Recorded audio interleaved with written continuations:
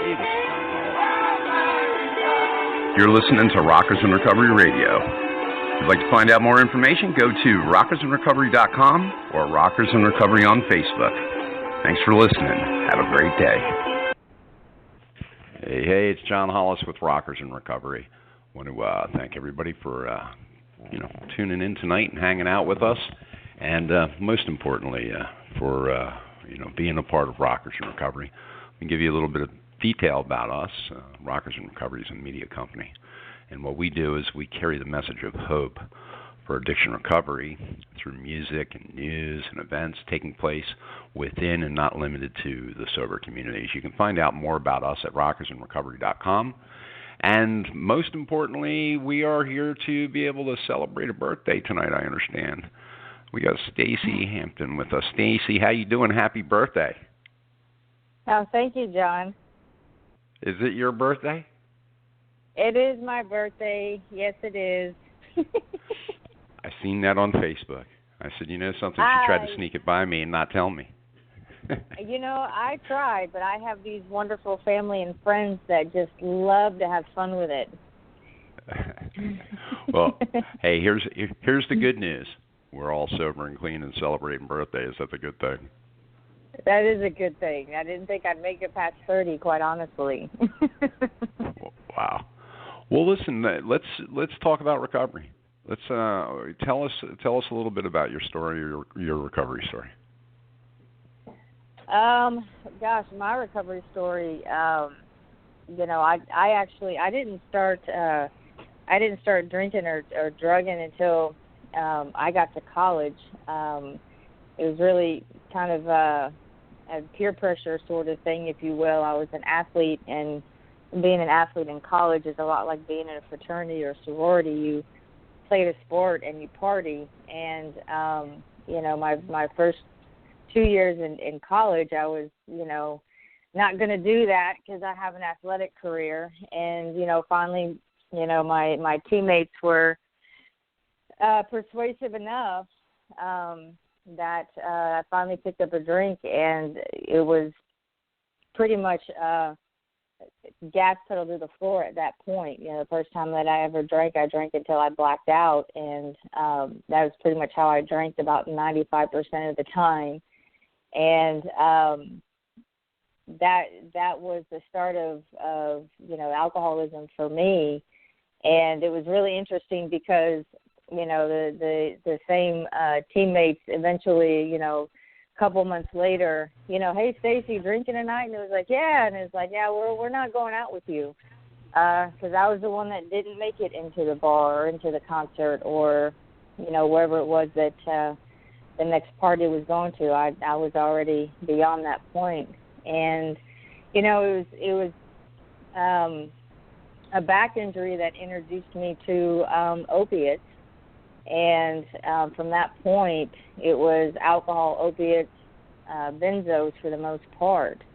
And that's how I, progressed over the next, 12 years. But, it's a cunning and baffling disease because, I started my drinking career at the, age of 21, 22. But, a year and a half later, I found myself in my first treatment facility. And I didn't want to be there. I was court-ordered to go. Court-ordered, to Alcoholics Anonymous meetings. And, I sat on the back row, and none of this stuff applies to me. And all the slogans and cliches that you read on the wall, I rolled my eyes at and finished what I had to do with the court system. And got out and got back to what it was that I really wanted to do. And I'd like to say that it didn't take me that long to find my next bottom, but 9.5 years later of more destruction and damaging not only my own life but the lives of the people around me, I found myself in a psychiatric hospital. And I mean, it's not funny. It wasn't funny at the time, but it was kind of like one of those moments of how did I get here, sort of thing. Here I was a successful athlete. I'd made it to the semi-pro level, and I'm in the nut hut, and I have no idea what happened with my life.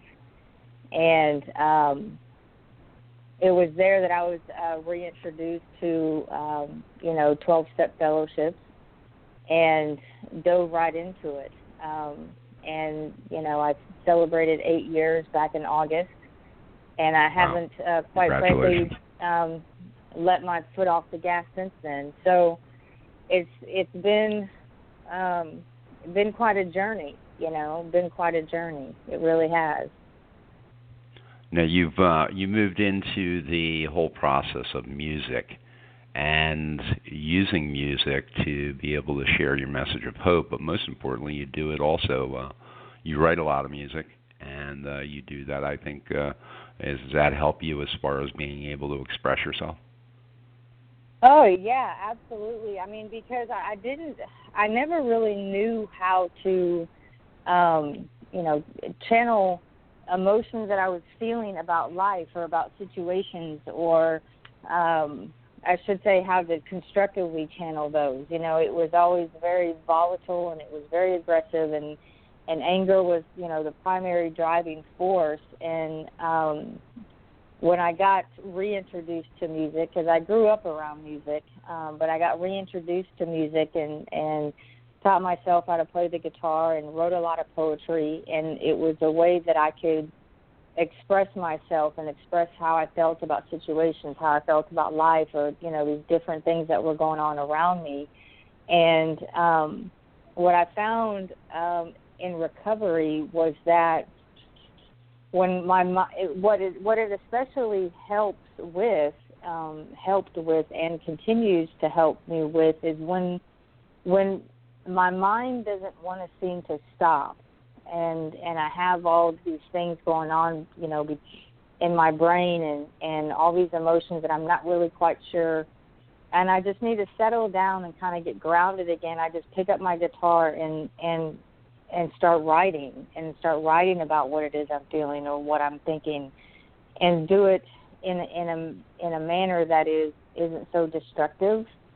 And it's such a I was having a conversation with a girl the other night about this. It's just such a grounding tool for me, and it kind of brings me back to earth and settles me back down. And at the same time, I'm able to express these things and get them out of my head and get them on paper, and it turns into something constructive, and instead of being that tornado that's just ripping through the lives of others because I don't know how to process what's going on within myself, Well, it's the same theory as journaling or poetry or all of that. You're getting it out and getting it on paper. Yeah, exactly.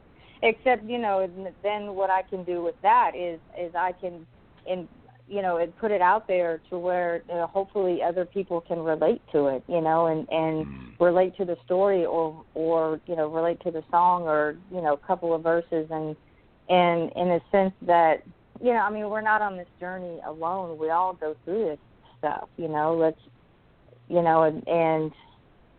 I don't know, it helps me a lot with, with relating to people on that level. Well, you're going to have the opportunity, to our listeners, on February the 10th at the Rockers in Recovery Meet and Greet in Pembroke Pines, and also at the Rockers in Recovery Music Festival. Stacey's going to be speaking at both and playing some music. So you can come on out in February 10th and 11th, 2017, right here, down here in South Florida, in Pembroke Pines, and check that out. You can find out more information at rockersinrecovery.com, and you can, find out more information about Stacey by going to, where do you go, Stacey? It's pretty simple. I have a YouTube channel. Just look up my name, Stacey Hampton. I'm also on Reverb Nation, SoundCloud, and I have a Facebook page. So it's just my name, nothing too sparkly. It's just me. Well, and in closing, there's a lot of things going on. That we're having the whole festival, and it's all geared around the meet and greet and the festival about education for for addiction issues. And this year, of course, the biggest issue is the heroin epidemic and opioid epidemic that's going on across the country. A couple of hundred people a day are passing away from the epidemic. And what I wanted to find out from you, what would you say to somebody that might be struggling, or a loved one that's out there right now that's struggling with somebody that has an addiction? What would you say to those folks? Well, first and foremost, I mean, I've had the opportunity, now to get into the field and work in the field. I've been around 12-step fellowships and working with women on that aspect, but now I'm able to do it, as a living, and I've been able to see a whole other side of it. And what I have seen and what I can express, first and foremost is certainly, for the acute symptoms, there's medical treatment is so beneficial, because coming off of especially heroin and opiates and benzos, alcohol, all that stuff is so incredibly dangerous to try and do it by yourself, and to try and white knuckle it and say, well, I'm just going to deal with the withdrawals. I mean, the withdrawing from it can kill you just as much as the act of addiction can itself. And to seek professional help to do that and help you get through that in a safe and environment. And afterward, recovery starts. For me, recovery started when I left that facility. The facility is kind of like triage. You know what I mean? We're going to treat the acute symptoms. We're going to help you through withdrawal. But what I do after that is so paramount. And what I did after that was so paramount in the sense of, seeking the solution. 12-step fellowships. There's other fellowships that are beneficial. I don't necessarily, want to promote any particular one. Just find one, get connected, reach your hand out, take the suggestions, whether you agree with them or not, because for me it was about, learning to follow direction, learning to take the suggestions, and learning how to live on a completely different basis, having that psychic change. And the families, getting in recovery themselves, there's some great programs that incorporate the families. It's not anymore so much what we're learning is it's not just, the addict or the alcoholic. The support system of the family is so paramount as well. And because this disease affects just, so much more than just the addict or the alcoholic, the family is in as much turmoil as the sufferer themselves. And so to seek recovery on that plateau where the entire family is involved it not only increases the chances of that person staying sober, but everybody starts to learn how to find that solution and live on that basis and start talking the same language, And, I mean, my family has done it, and it's so cool because we can sit and talk about these things, and we know what we're talking about. And, we do this together, and it has been a true blessing that, that my parents and, my family seek recovery together and as a unit. It has helped me on that basis stay sober. It's the whole unit.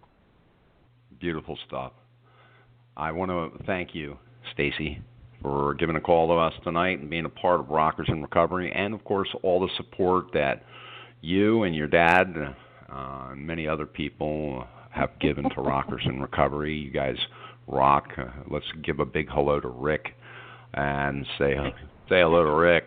I want to thank you again. You're incredible, John. His head just increased by about 2 feet on each side. I hope you know that. He's a great guy. Chatted with him a couple of times online. Good guy. Well, listen, thank you again for calling in.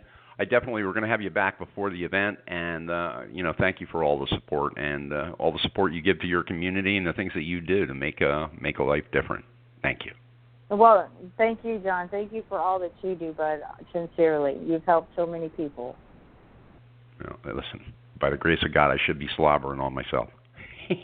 I'll talk to you soon. All right, buddy. Bye. All right, guys, we're out for tonight. And I want to thank everybody for tuning in. You guys have a great night. RockersInRecovery.com. Check it out.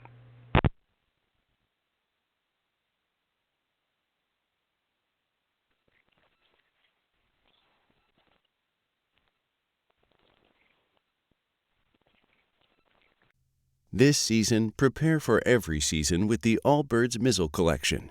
These shoes were made for adventures in rain, shine, mist, or snow. Go to allbirds.com and use code FRESHSOCKS for a free pair of socks with purchase. Lucky Land Casino, asking people, what's the weirdest place you've gotten lucky? Lucky? In line at the deli, I guess? Aha, in my dentist's office. More than once, actually. Do I have to say? Yes, you do. In the car before my kids' PTA meeting. Really? Yes. Excuse me, what's the weirdest place you've gotten lucky? I never win and tell. Well, there you have it. You can get lucky anywhere, playing at LuckyLandSlots.com. Play for free right now. Are you feeling lucky? No purchase necessary. Void where prohibited by law. 18+. Terms and conditions apply. See website for details.